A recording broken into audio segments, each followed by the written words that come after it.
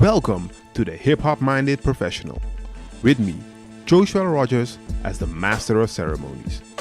If you're interested in knowing how rapping, DJing, breaking, graffiti, and the hip-hop culture can positively influence your mindset, then you are in the right place. On this podcast, I speak to various professionals with a background in hip-hop and go into how this background influenced their mindset and careers.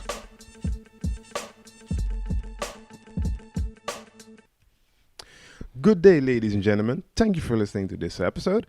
And today I'm speaking to Yannick Jacob. Hey Yannick, how's it going? I'm good. Cheers, man. Cheers. So, how was your weekend? Weekend was good. It was a recuperation time. I work a lot of weekends now because teaching happens a lot on weekends because people work during the week, and then on the weekend they come out and they learn and grow their minds. So now the weekends that are actually free from work, I just do very little and just recuperate. You know, I found a cafe up the street that's like a cactus shop with like a couple of tables inside. So it's like sitting in a jungle. It's fantastic. If you ever come to East London, go to Clapton and go to the cafe, which name I don't even know. You have to look for something that has to do with cactuses. Yeah, the Cactus Cafe, just north of Hackney Central. And for the people who don't know what you do, what is it exactly that you do? Oh, well, that's a big question, right? I'm a multi-potentialite, or a guy with a portfolio career, if you want. I have many interests. They tend to run under the coaching header, but really it's about helping people think more deeply, navigate life better, grow, learn, become somebody who they want to be, or do stuff that they like. Yeah. And coaching is my main kind of tool, or my main hat. That gets people to get there. A bit of a philosopher. I've used to run the masters in coaching psychology at the University of East London. So I got an academic background. I studied positive psychology and existential coaching. So I added 2 masters and brought together questions around happiness, but also questions around dread and angst, and why do we always have so much anxiety as human beings now living our human condition. I also do some mediation, so conflict resolution is part of my professional kind of activity. Yes. I work more and more with organizations now because I realize that leadership qualities, they don't just affect people who want to lead their own lives or their own families or their own book club, but also people who run organizations and countries and any groups of people. The kind of conditions are the same. The kind of challenges on a human level that we have, they're all the same across the spectrum. So that's kind of what I do now. I work with coaches. I work with leaders and managers, and help people resolve conflict. And I help people to be happy and also deal with all of the shit that life throws at you, which is pretty constant. That's a constant flow, a constant barrage.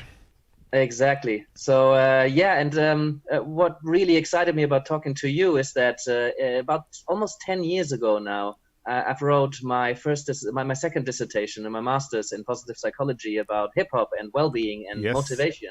Yes. So I at that point, because I do so many different things, and you kind of have to drop some of them because, you need to focus a little bit. If you want to make something happen, you need at least focus on some things. You can't do 1,000 things. Exactly. But one of the things I at some point really wanted to do is become sort of a hip hop coach, or somebody who uses hip hop as a way, as a means to develop yourself. Because through my research and through my personal experience, having grown up with hip hop, I know the potential for well-being is enormous. But I always had that theory that it depends on why you got into it. If you're just in it for the bitches and the money, then probably going to be less happy than if you're in it to channel your emotions or have a political voice or connect with like-minded people. So I researched that and studied it, and you're doing it. So you're kind of living my dream. Well. You know what's now they say coincidences don't exist. So when I came up with the idea of I'm gonna use hip hop, the first thing everybody does of you go Google. So I started to Google, and then I actually came upon your thesis, and I was like, look, someone thought of the same thing that I'm thinking on. Uh-huh. And that's how the ball started rolling. So then I connected to you on LinkedIn, and that's at least 2 years ago. Mm-hmm. Yeah. Because I was like, okay, if he thinks the same thing that I think, and he actually took the time out and wrote it down, made a thesis out of it. I was like, okay, this is really handy. And similar respect, by the way, because I thought I'm just writing this down. Somebody needs to actually do this. You know? Yeah. You're like, I'm just gonna write this down. Somebody's so you're doing it. You're not just writing about it. Somebody's gonna do it.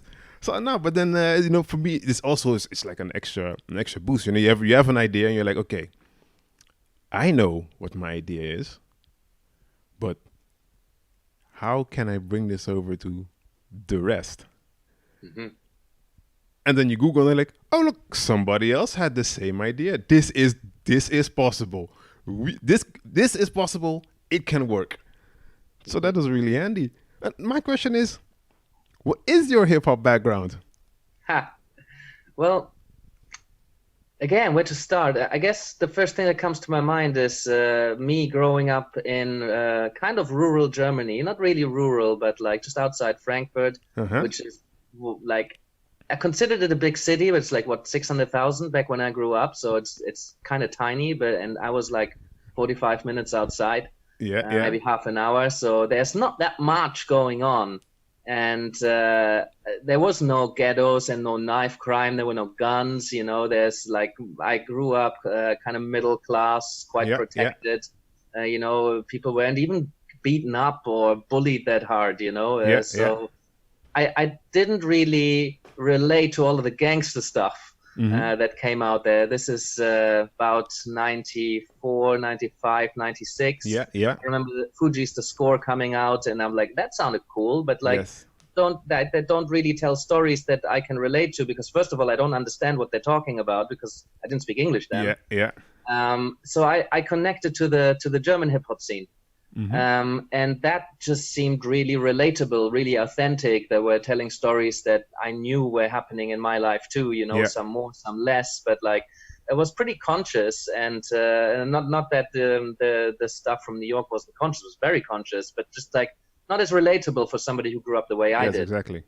So, and then I found people who were also feeling the same emotions towards life and towards trying to find your way, and towards, relating to girls, but also relating to other people in general, finding a way, finding a path.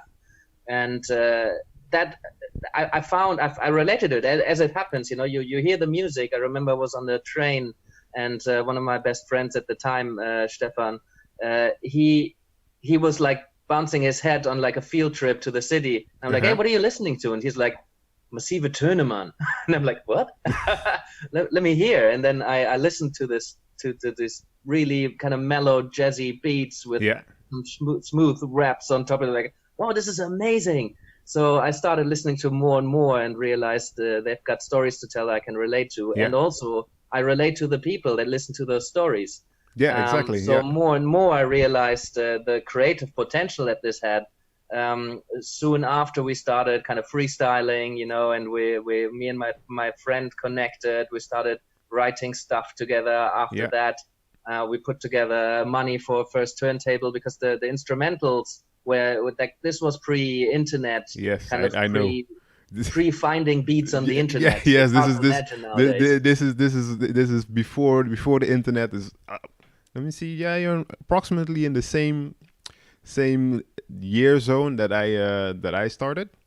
Let's say I put my official start date as, let's say, in 96, when I was 16.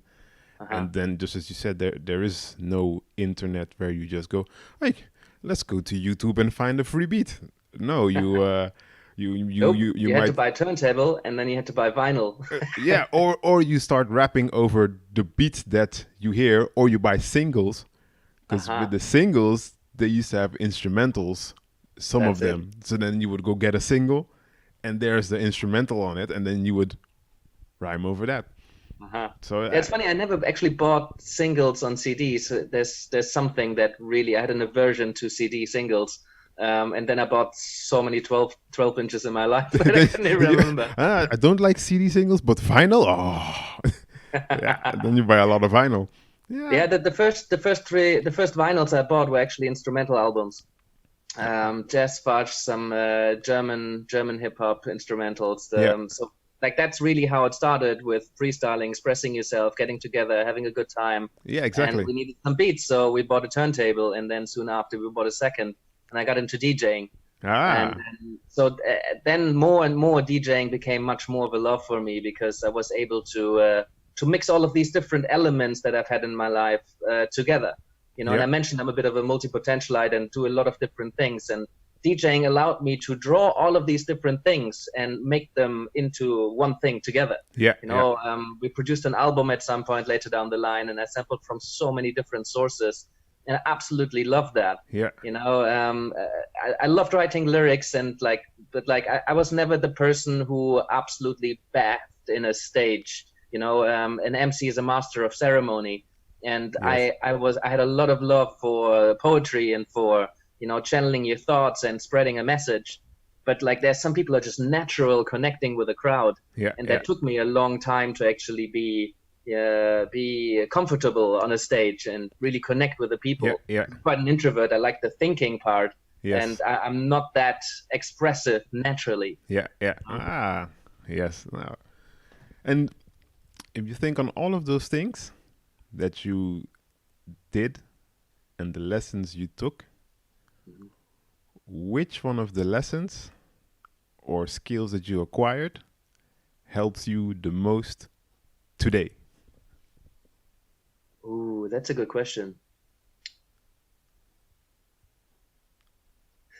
The first thing that comes to my mind is that you can make something out of nothing. It took me a while to kind of allow myself to not I was a sucker for quality.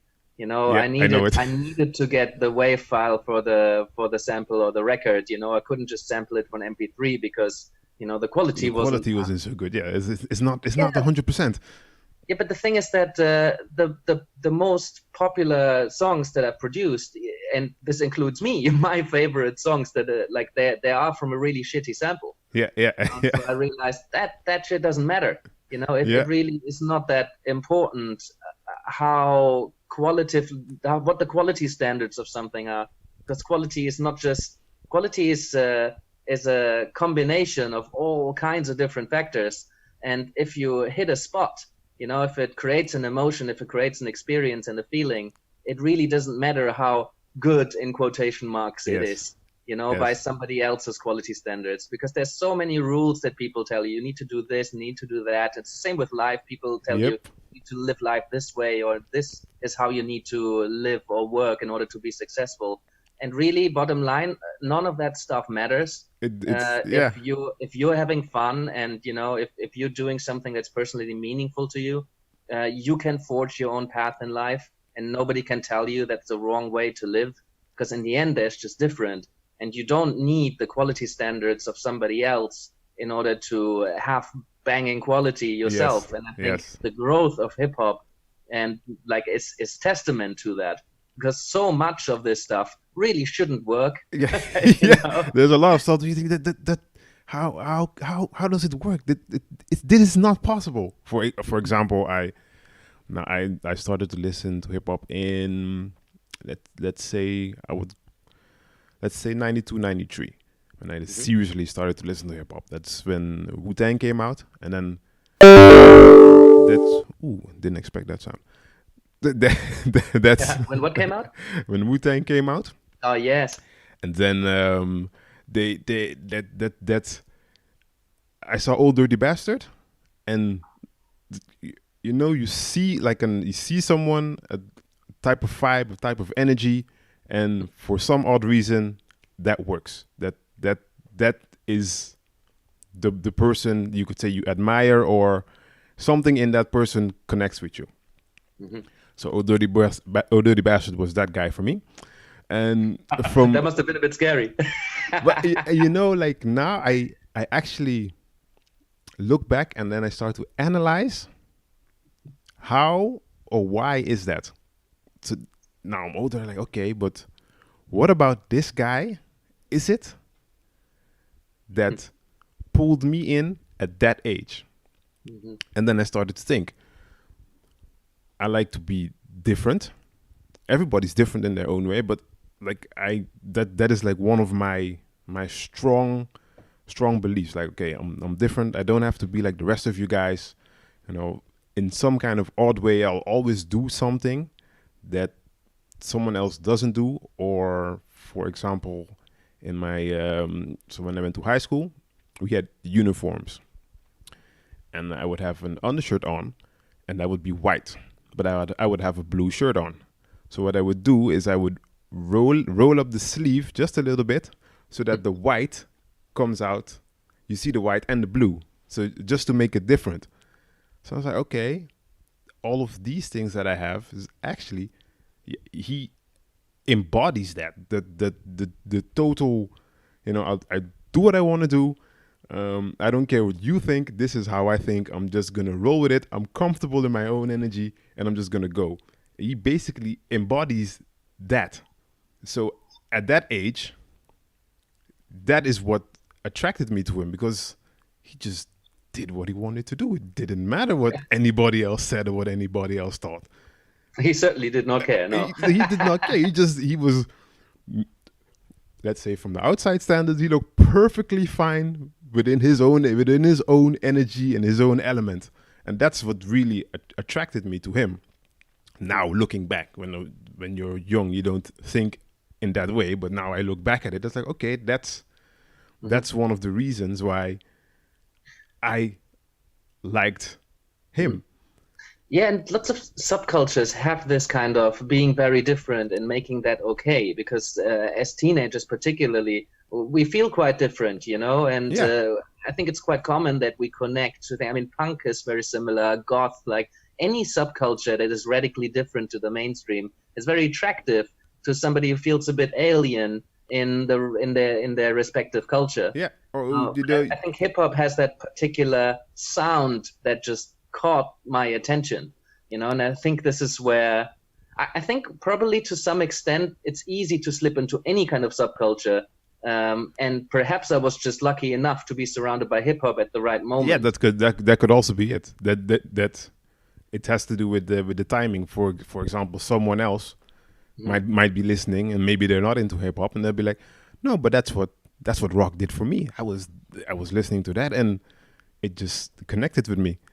It all has to do with the different situations around it.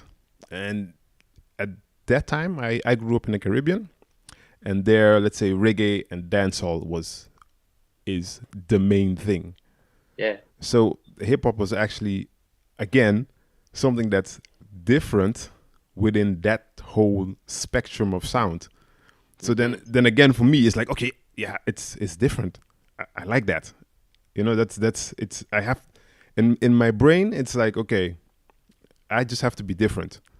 I have to be I'm unique, so I want to be unique. I don't want to fall into no copy paste. I just want to be able to do what I like to do, be me. And that's also one of the qualities my parents all said, okay, you are you, just be you. That's it, be you.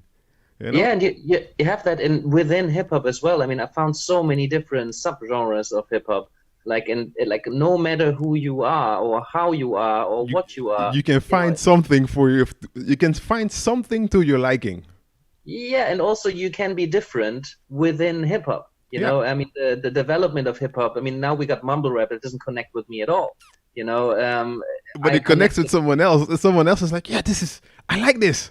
And that could also be nostalgia. Just I've also analyzed that from, okay, what triggers me to really be able to enjoy a Nas or a Jay-Z, but I can't really listen to let's say a Quavo let's say the mumble rap. Why is that?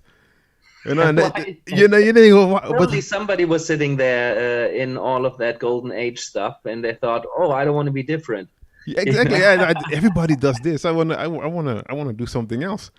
And Yeah, then which is fair play. I respect yeah, it. which is I fair don't need play. to like it. I don't need to connect with it. I don't need to engage with it. And that's why a lot of stuff that comes out there that I see or that I hear nowadays, it's like I just don't connect to that anymore. I connect to something else. And also, there's many different ways. Like at some point, I was doing less and less music, Yeah, and I was like DJing less, and I was like, I wasn't writing anymore. I was like, oh, what's happening? And I got a bit concerned in terms of, well, am I losing my love for music? What's happening with me? yeah, But I yeah, realized, and this is again connected to that piece of research, it was about the motivation, why I got into it, yeah, and connecting to people, expressing myself, having a voice. These things I was able to do in different ways, yes, through coaching, through writing, through academia. My book came out a couple of months ago, so I was able to express myself and show myself and connect to like-minded people in a different way. yeah, Because I realized a lot of the people in hip hop, they weren't as like-minded as me anymore. yeah. So in They a way, I kind of moved on, but I will never move on. You know what I mean? Yeah, yeah. Because the principles It's are still exactly the ingrained. same. And the principles from hip hop I carry into the rest of my life. The principles from DJing, it's all around integration. It's Yeah, all around bringing different styles together and making them one. I've done that in academia. I brought existentialism and positive psychology together. yeah, I brought many different styles of coaching together. I do that quite naturally, so I can now see that mixing is a pattern yeah. throughout my life, Yeah. and that doesn't need to be music. It can be absolutely anything. It's really funny what you say that mixing is a pattern throughout your life. I was talking to a friend of mine, and then he was like, "What did you want to be when you were young?" So, for example, you say like, "I got into DJing, and DJing was your thing." In a way, you're still a DJ, Yeah, but in another way. Like you're still DJing, but you're not using records. Now you're, let's say, DJing with the thoughts of others. exactly. I'm not necessarily playing many gigs anymore. I still play a few a year, but like I might not be DJing for 6, 7, 8 hours a day Yeah, in my basement anymore. But yeah, you're absolutely right. I'm still mixing. you're still I'm mixing. still carrying the principles and everything that I did on records or turntables. I take what I've learned there and I'm carrying it out into life. So it's much more of a philosophy than it is a practice. Yeah, yeah, and that's the same thing with me. When I think back and I was like, okay, what is the things I liked? So I was a rapper, but besides that, just like you, I consider myself a multi-potentialite because I do like 10,000 things. I also draw. I like to draw, and then my idea was, okay, I'm going to be an architect. If this rap thing doesn't work, I'm going to be an architect. Yeah, different kind of architecture. so, so, Same so principles, right? it's the same principles, isn't it? The same principles. So now, in my case, I did not become an architect, and I'm also not officially a rapper. I still rap once in a while, but now I'm actually doing both things at the same time. I get to use the love for hip hop that I have, and in a way, I get to help people architect, build their own lives as a coach. So then, I still do what I love to do, but in another form. Different houses. You're Yeah. still building, still creating. Still creating. Now I think I'm probably creating more important houses. Let's put it like that. I find I find people is the most important thing that there is. You some people don't realize it themselves, but they themselves are the most important thing that That's there is. that's a pretty rich metaphor of building houses and building people. Yeah, Thinking about foundations, because like if once you've laid the foundation in a house, you can't change that you can't unless change the you're foundation. Yeah, doing something like a major incision and really breaking things up, it's usually not worth. You might as well destroy the whole house. Man, You know, it's like the meme with the spider. Okay, well we have to burn the whole house down now. You know? Yeah, and with people, I think it's the same. Like once the foundation is set, some of our foundations they tend to be stable over time. Yeah. You know, like attachment style, for example. You know, that is formed so early in our life that we won't be ripping it apart unless we do some serious damage to the house, and then you know. Yeah, you have to really shake it up. You know, you have to. Yeah, and some people draw lots of stuff and lots of different things, and then they start building their house. Others they just kind of start building stuff and then correct it as we go along. Yeah. I probably could talk about that metaphor just for an hour. I like it. Yeah, but that's architect. And then I'm quite sure I'm now thinking you say the architect, and then I'm thinking I know there is at least a rapper or producer that has that side name. And I was thinking as well, DJ Logilo. I think there's a French DJ. I got this break records from him. He called himself the architect. I think there's another couple of producers as well. Yeah. No, but and let's say for your DJing, you DJ. Did you also DJ like in front of huge crowds? How did it look like back in the day for you? Back in the day, I DJ'd for huge crowds, usually 2-3 people in my living room. Yeah. And in the beginning, people had to literally shake me in order to get my attention because, you know, talking about flow states and positive psychology, you know, when you're completely immersed in what you're doing. I've learned flow states from DJing because as I was trying to beat match and try to do a complicated mix or something, you could stand right next to me and scream into my ear. I wouldn't hear you, not because the headphones were so loud, just because I was so immersed in what I'm doing. Yeah.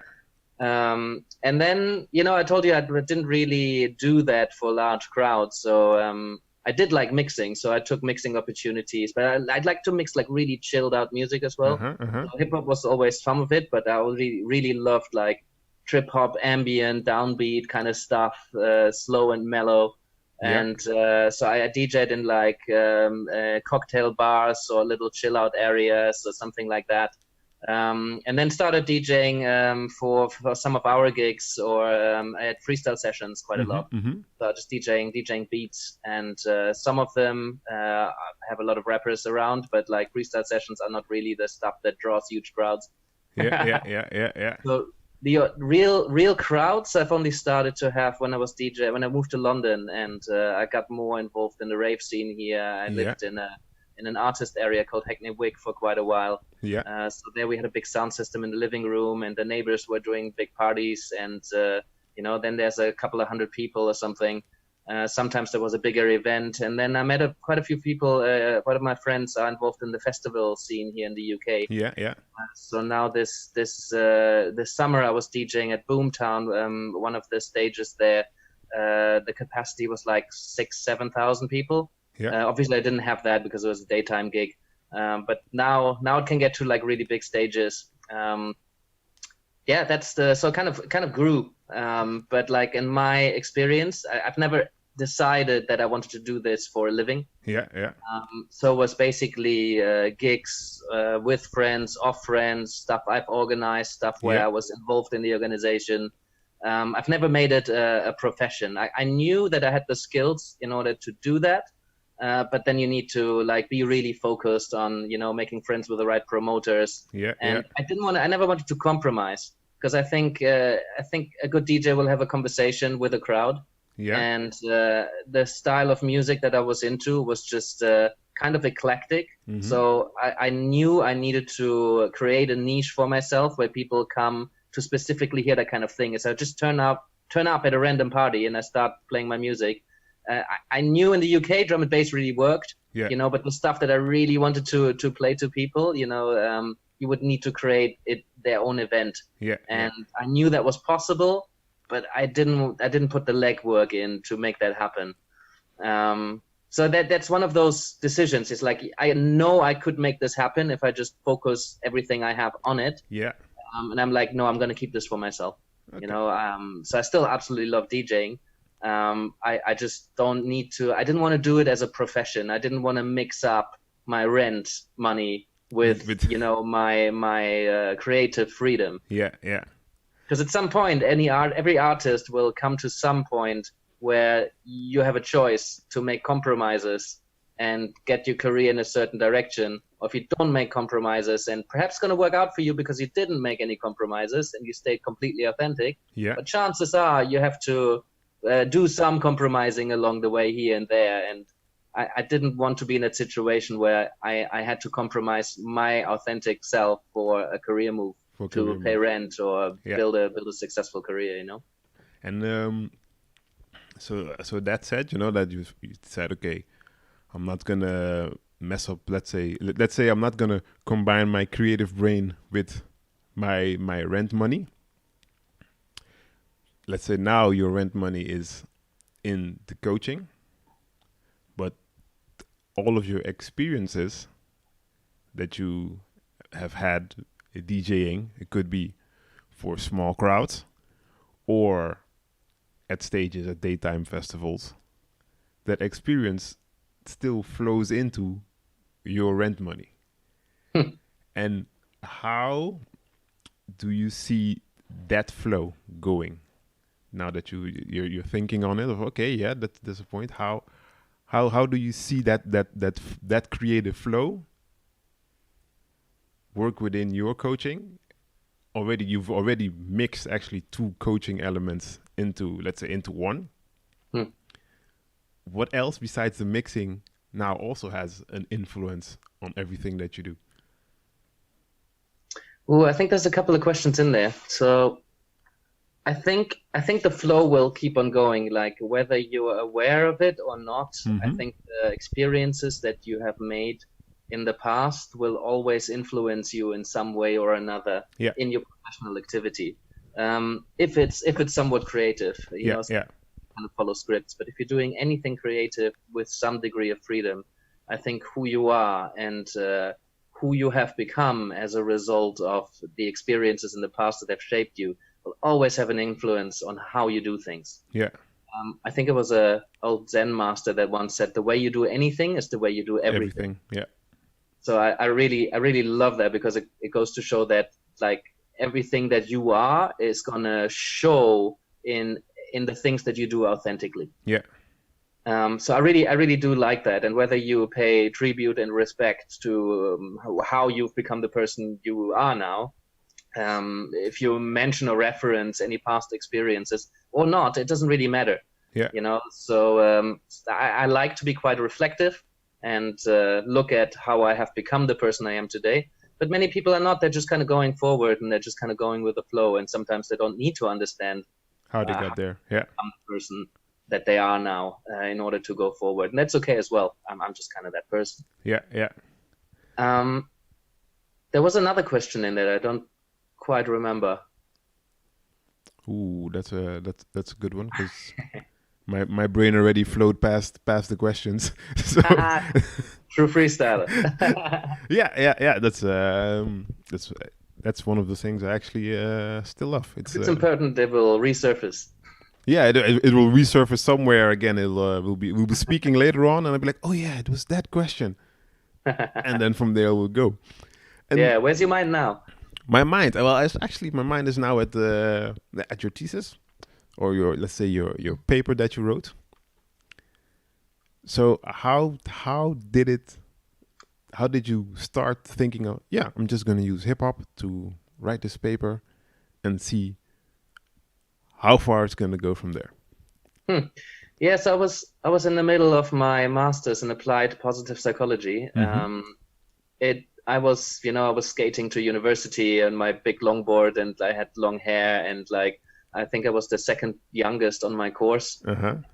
The course only existed at the time in Pennsylvania and in London, and I got into cohort 2, so it was kind of brand new.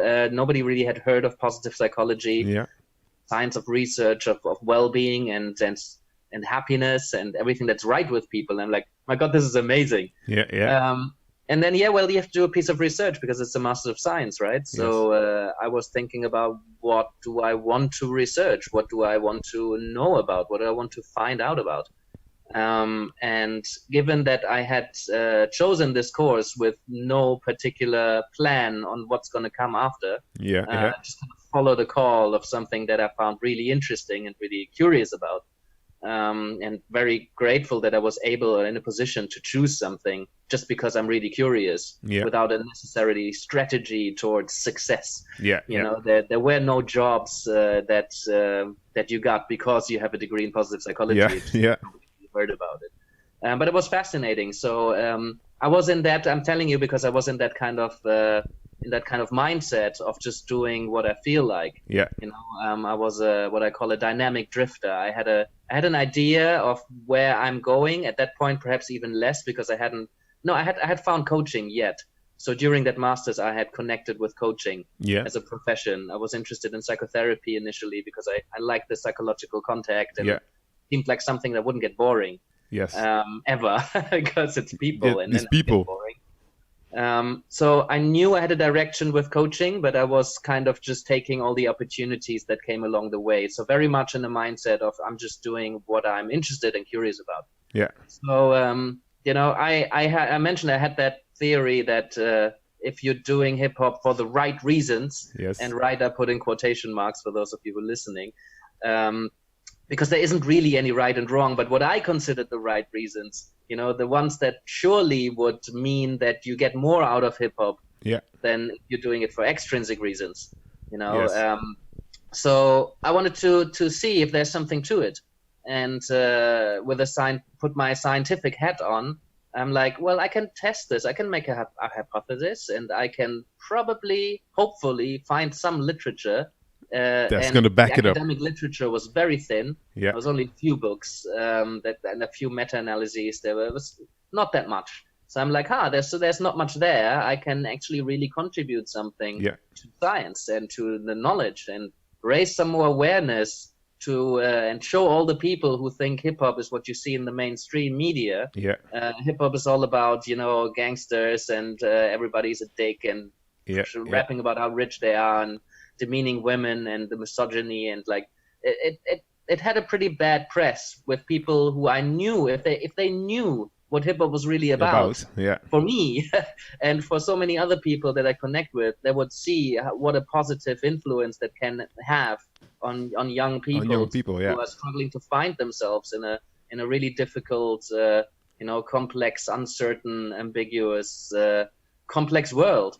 And I wanted to had a meaning kind of aspect to it. So I'm like, okay, let's do some research and see if that actually is true. And that's how the idea came about, to research not just hip hop music, but hip hop culture. So including DJing, breakdancing, perhaps even beatboxing, producing. Like hip hop culture grew so much, so it had to be acknowledged, I thought. Like I agree with you. Like hip hop it even still gets a pretty bad rap most of the time. And what I actually started to do is, people who love hip hop, who are really into the scene, they don't only listen to the singles and the videos you see on TV.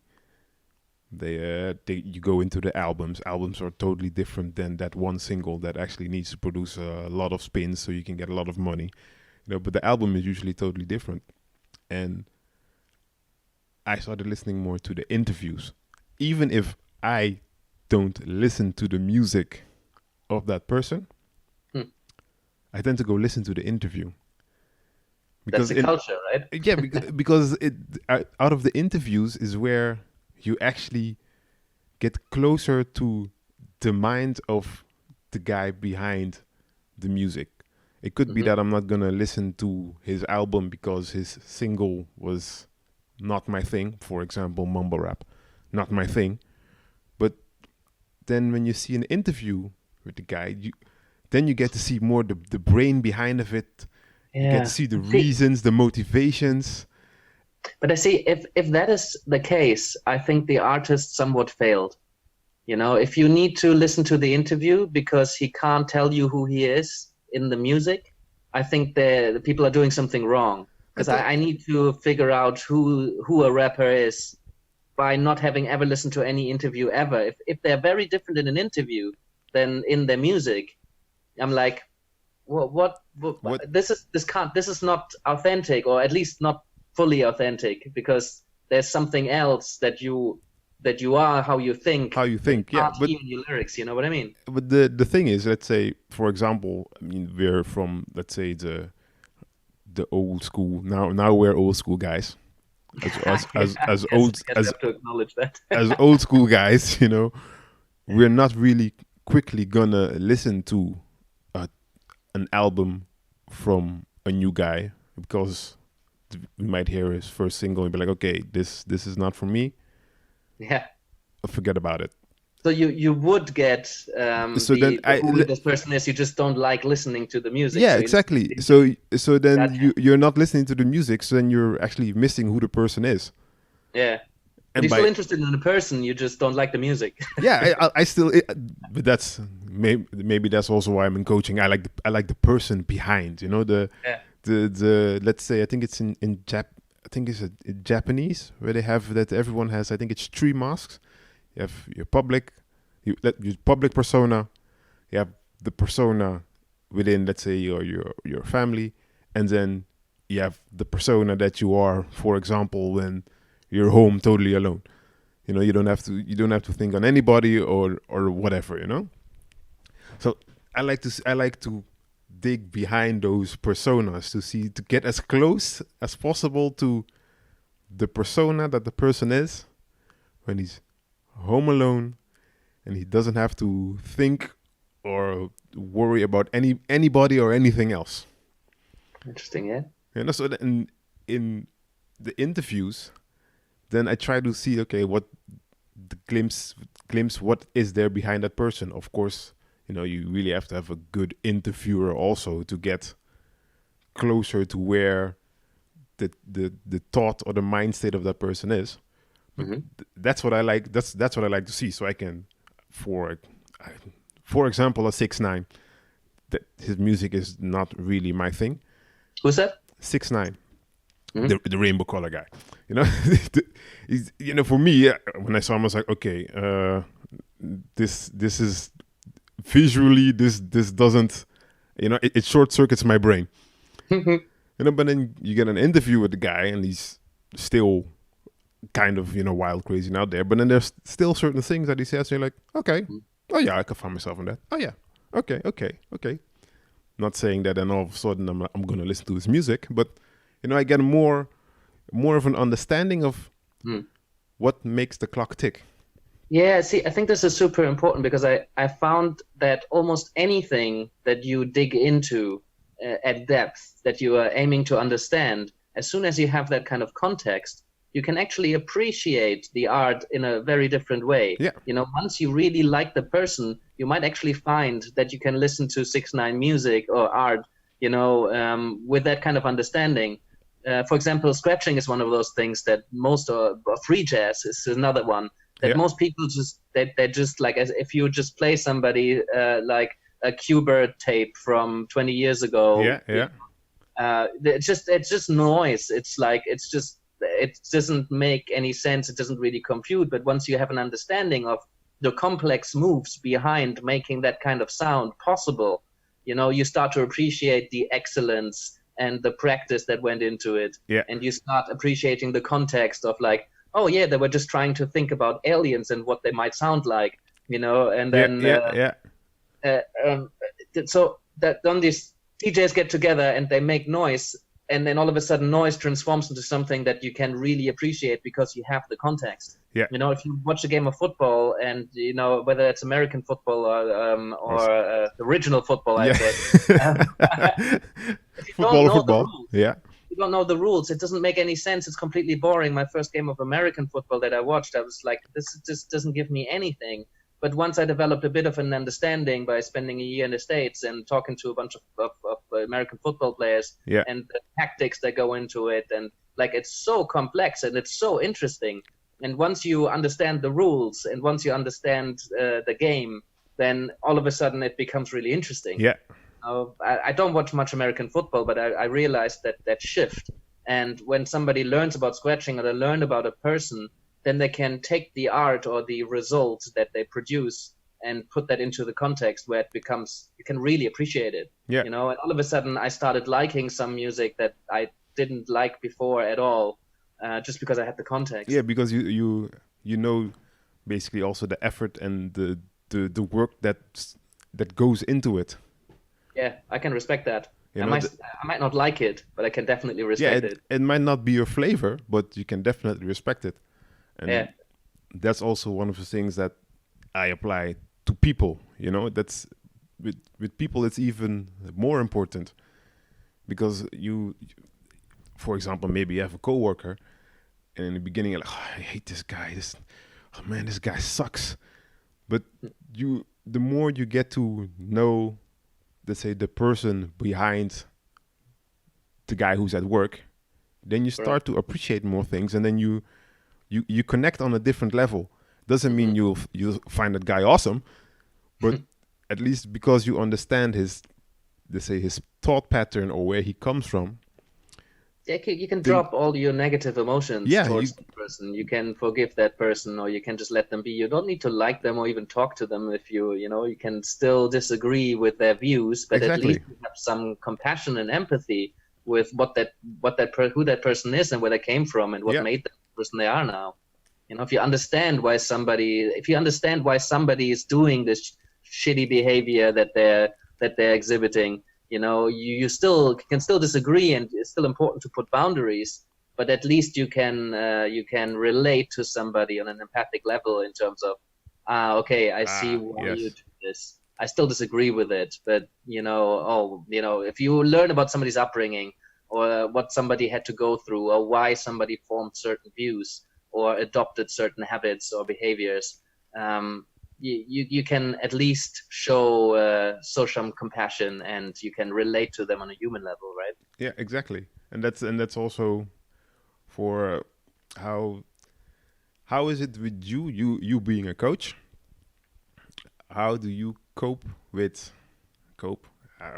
going to use the word cope because I can't think of another word at the moment.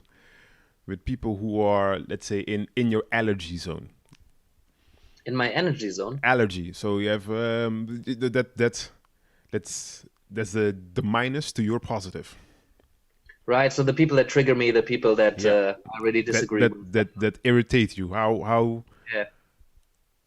So in coaching, it's really interesting. That's part of why I really like the profession, because if I get really triggered, that is super interesting. Yeah. And then as a practitioner, as a coach, I have to make a decision whether this is my shit. Is this am I being triggered because they remind me of my brother, and my brother always used to do that thing? Yeah. That's why I'm being triggered. Or is there something in the dynamic between the two of us, me and my client, right now? Yeah. For example, I had a moment when I felt kind of threatened. Mm-hmm. And I felt I got defensive, and like I noticed all of this stuff bubbling up as I was sitting with a client, and I looked into it. Like I asked myself whether this is some kind of projection or some kind of transference. Yeah. But then I decided I think this is between the two of us, and I decided to share it because my approach is relational. It's humanistic. It's you show up authentically, right? Yeah, you're not the perfect guy, so. Yeah, but no, what I mean is you're courageous enough to bring your own experiences and emotions into the room. So I was sharing that I had those feelings, which is a difficult thing to share when you're feeling triggered and defensive and threatened. You don't want to accuse somebody of threatening you, but at the same time, if you approach it from a perspective of curiosity, it's like something really interesting is happening in me. I'm having these experiences and these feelings, and I'm super interested and curious about why that's happening in our dynamics, because I noticed it. This is the second or third time that this is happening, and then the client was actually able to resonate with that. And it's like, oh yeah, that keeps happening to me with other people. I've seemed to have a threatening effect on people, and I have no intention of threatening anybody, or I don't even like to be threatening. it's not my, like, I don't really like this, but it gave us a chance to start talking about it. Yeah. You know, and we looked at it together. I'm like, there was something about his body language and the way that he got offensive, and then he raised his voice a little bit, and we were able, because of me sharing this, we were able to explore his background in terms of there was something in the family in terms of the relationship with the dad, about, you know, then friends, and he got into a habit. He learned that raising his voice would get him what he wants, and that was useful up to a certain point. And, you know, this can be quite therapeutic, and we're talking about, yes, what's your relationship with your dad here and what that triggered. So the lines between coaching and therapy can be quite blurry in that sense. But sharing what's going on between me and the client when I get triggered, when I meet my allergy zone, if you use those words, exploring what's going on between that person and me right now, whether that's something to do with me and my past, or whether that's something to do with the dynamic between me and the client. That opens up conversations you would not normally have, because other people don't tune into themselves and you in that way. So that's why coaching is so beautiful. And then while you were saying that, what popped into my mind, it's like you said, hip hop usually gets a pretty bad rap most of the time. Do you think that this also has to do with, let's say, the context of most of the stuff that is discussed in, let's say, a bulk of hip hop lies within the allergy zone, irritation zone of the rest of society? I do think hip hop confronts us with some of the kind of drives that we have that we don't perhaps like to acknowledge in ourselves. You know, that materialism is quite strong. You know, fame is quite strong. What I found in my research, which was interesting, is that fame seems to not have the negative connotations within hip hop than they have in other areas of life. So that was just interesting, what emerged from the data. But like, I think when somebody talks about desperately wanting to get rich and famous and to belong and to be more powerful and to destroy their opponents and, you know, all of that stuff that seems quite violent, that they're giving voice to something that is quite genuine in them. You know, especially if it's oppressed youth and they're trying to find their place and fight the injustice. You know, there's something there. I was never that kind of oppressed youth, even though I felt oppressed, but I can't possibly compare myself to what was going on for other people, because I was still growing up quite privileged. But like, I think the darker sides, or the sides of hip hop that you're mentioning that often get criticized, you know, of like violence against women and violence in general, and like all of that stuff is real to some extent if the rapper is authentic. For example, Marshall Mathers, Slim Shady's first the Slim Shady LP is not the first album, but like second technically. But the Slim Shady LP was very authentic. The first album for the mainstream. But it was very authentic and very real, even though the stories were completely fabricated. Like they weren't completely fabricated because it was his mind. You know, he didn't really put his girlfriend in the trunk of the car, into an ocean. That didn't happen, but it did happen in his mind. So in that sense, it was very authentic because he gave voice to an urge, to something that was going on inside of him, a struggle, a challenge. You know, so in that sense, it was super authentic. But like, so I think it can be like, we can get scared when we meet somebody who gives voice to some very dark thoughts that we tend to suppress. You know, because on some level, at some moments, we all tend to want fame and power, and we have violent thoughts. And then, you know, if we're good human beings, we're like, just like, whoa, that was a pretty violent thought. I'm obviously not going to act on this, but it tells you something. It opens a door and into a potentially quite scary place. Because we tend to not want to see some of our darker sides and our darker urges. And we tend to suppress the anxieties that we have.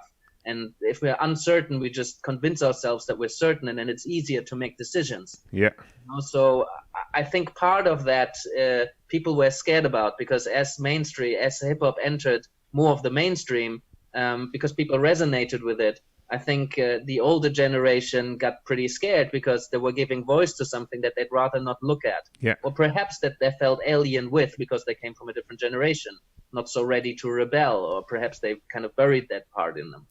So I think that's why people can get quite scared of people saying radical stuff in their art. And do you think, because they say hip hop is one of the few, I'm not going to say it only, it's one of the few, let's say, music streams where the person writes his own lyrics. For example, a singer, somebody writes it for them and they sing in a lot of cases. You think that hip hop is one of the few genres where people write their own lyrics? Yeah, okay, then you have singer-songwriter, but let's say one of the few, yeah, I think it's one of the few. Really? I really couldn't disagree more. I think there's a lot of particularly productions, if it becomes like mainstream pop music, there's writers involved because it's a product. But like across every genre, everywhere, an authentic musician has to write his own lyrics, and every authentic musician that I know writes their own lyrics. Okay. That's my experience. That's your experience. You have a different experience. Yeah. And then do they also share as much as you say, let's say their darker thoughts? For okay, let's say an Eminem, he's like that's almost the pinnacle of darker thoughts. Let's say, especially the first one when he was really, he was really in that dark zone. Do you notice that in maybe other genres of music where you listen to, that you can follow the path of this person, for example, from dark to happy place, as much in their music as in hip hop? I think hip hop gives you much more of an insight into who somebody is, because it's so storytelling focused, and because you have a lot more space to express yourself with words, and I'm quite a wordy guy. I'm less visual than others, perhaps. I like storytelling. I listen to a lot of hip hop because it gave me this insight into who somebody is and how they think. Because how, like, very often a song in like rock music or in punk or something like that, it's very limited in terms of what you can say, and because it's sung with the way it is presented, it is often obscured. And like most of the music that I listened to before hip hop, I didn't really listen to the music, to the lyrics. Partly it's because of the language, but like I listened to the feeling and the experience. And in hip hop, I was much more focused on the actual words and what they were saying. Yeah. There was also an experience, but like the lyricism was something that really got me. So I think that's why in hip hop you are able to get more of an insight into who that person is and how they think. Yeah. Because it's very obvious very often in terms of what they tell stories. And if it's somebody who's authentic, who I know is telling me stuff that's real for them, there's many rappers, the ones that I like, the conscious ones, that they tell you how they think, and they tell you how they think politically and romantically and philosophically and psychologically. They make sense of the world as they are writing. Yeah. Something has happened to them, and they write lyrics to get over it. I wrote lyrics about breakups and about challenging situations and about philosophical questions that I've had, and periods in my life that were really shit, or like being excluded or trying to find your place. It's really difficult to write poetry around that is so clear around what you're thinking, because in most other genres of music, you take these thoughts and then you put them into these often obscure lines of text, and sometimes very obvious, but like you have so many more words to put flesh to the skeleton of what you're thinking, so I think that's why you have much more of an insight into rappers than you have insights into many other musicians. And that said, with all those insights that you gained, let's say, listening to the music that you listen to, did that help you in any way with with, let's say, your process of getting insights in the clients you work with now? Mhm. I think the main thing that it taught me is to really listen. I think listening is the mode, like creating a space where somebody can express themselves and you listen to it. Yeah. Developing an appreciation for anybody, no matter how different they might seem. I think people who come from the hip hop world, they appreciate somebody no matter how different they are. Yeah. And I think when I meet somebody, they will notice that they're not getting judged on any level. They're just being respected as a human being trying to navigate this world and express themselves. And even an appreciation for the difference. Embrace your funk is something that I say quite often. Yeah. Comes from Josh Waitzkin. It's like, embrace the stuff that's different about you. And with so many people in the world, even I've learned a lot about marketing and sales and things, kind of these things. And it's like our attention is drawn to people who are different. Yeah. So it's difficult to be different because we also have this innate need to belong to a group and be accepted. And the more similar we are, the more we like each other and the more safe we feel. Yeah. But actually, the more different we are, the more we turn heads and get people's attention, which is gold in a time when we try to tell a story or make a difference. So we have this interesting paradox of wanting to belong and fit in, but at the same time, we also want to be different and get people's attention. So it's a courageous path when you find yourself to be quite different, to not hide it, but to own it and be proud of it and get it out there. Yeah. Because you will get criticisms of people who are either scared or just disagree, and they kind of try to put you down or make you fit in, so they're not exposed or confronted by your different views, and then they have to challenge their own. Yes. It's uncomfortable to be challenged. It's uncomfortable to meet somebody who's very different to you. So I think hip hop has, in that way, been a major influence because it's important that it's there because it confronts people with different views. Yeah. So we need different views in order for us to grow.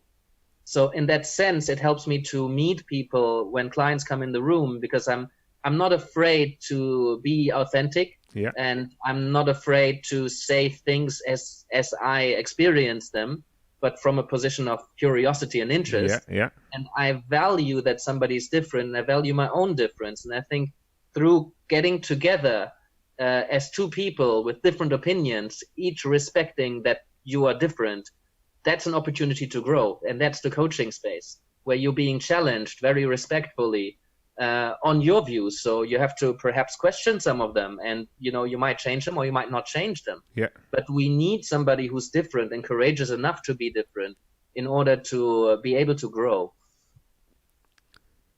And on that note, I was looking at the time. I find that's the perfect way to end the podcast. Yeah, I think so too. We could talk about for hours. we could talk for hours. There's like a lot more. We'll have to do a part 2. Cool. So, well, if you want to read the study, it's on my website in the resource section. It's www.existential.coach, and you'll find it under research in the resource section. So if you want to read that, I'd be interested in your thoughts. It's now almost 10-year-old data. I never got it properly published because I had to cut it down from like 24,000. No, it was 28,000 words, and then I had to hand in 14. And for publication, it needs to be cut down to 7. And I'm like, oh, fuck that. You're like, no, it's good like this. This is it. Yeah, but you can read it there. Joshua is a fantastic coach. If anybody wants to harvest the power of hip hop and being different, go check this guy out. Or obviously, I'd be happy to have some consultations and see. Any coaches out there? I do supervision. So if you're interested in growing your coaching skills, that's something that I'd love to help you with. And where can they find you? Like I said, on my website, I also have a supervision focused website that's called rocketsupervision.com. There's a whole rocket metaphor going on, and I'm happy to tell you about it another time. That was great. Thank you for being on the show. Thank you for having me. Yeah, it was awesome speaking to you. Yeah, and please keep doing what you do, because I really appreciate your work, and there's so much positive potential in hip hop and in utilizing it, so much potential for personal growth. So I'm so happy that you're opening that space up for people within hip hop culture, no matter what kind of music they're into. Yeah, exactly. The principles are still the same. And the age, that's the important thing. It doesn't matter what kind of music you're into. It's just all about like the lessons you get, and it's all about the journey. That's what life is. Life is one long journey, and it's all about the journey. And like we said before, the more inputs you get from everywhere, the broader your journey can take, the more paths you can follow. And Cool. That's about it. Nice one. Shout out to Africa Bambata. Sharp. Nice one. Ladies and gentlemen, this was this episode, and we'll see you on the next episode. Thank you for listening to this episode of the HipHop Minded Professional. Make sure to subscribe at your favorite streaming platform so that you don't miss the next episode. And make sure to visit hiphopculturecoaching.com for more information on how hip hop helps your mindset.